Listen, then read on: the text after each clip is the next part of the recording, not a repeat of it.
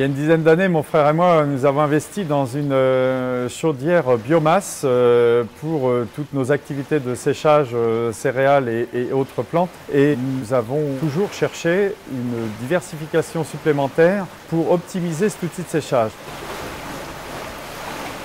La spiruline est en fait une algue qui pousse naturellement dans les pays chauds, dans des lacs qui sont particuliers parce que légèrement salés et très alcalins, et une température moyenne de 35 degrés. Donc là, on s'est dit peut-être qu'on a une carte à jouer, à utiliser l'énergie qu'on a à notre disposition sur des mois où la chaudière normalement serait arrêtée pour chauffer des bassins de production de spiruline, parce que sous nos latitudes, nous ne la produisons que sous serre, pour des raisons climatiques et puis aussi risque de contamination extérieure.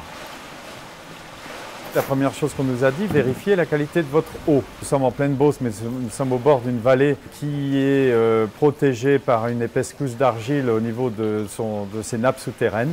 Et nous avons une eau qui est propre, j'allais dire, à produire de la spiruline, exempte de tout contaminant, pesticides, métaux lourds, enfin tout ce que vous voulez. Elle est clean pour ça.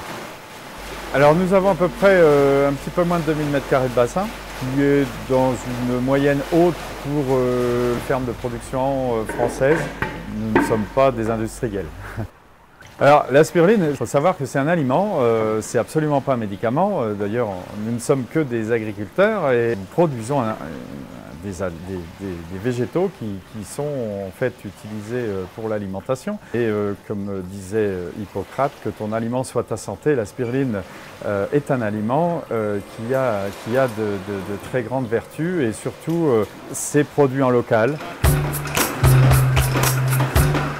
Sans Séducentre, nous n'aurions pas pu accéder sur des lieux plus nationaux à Paris, mais des salons internationaux, le salon de l'agriculture pour ne pas le citer.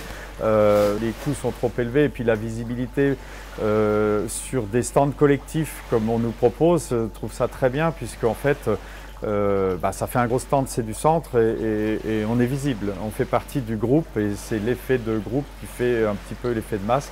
Et pour la mise en avant de notre région et des produits de notre région et de nous, à travers tout ça, oui, c'est très positif, quoi.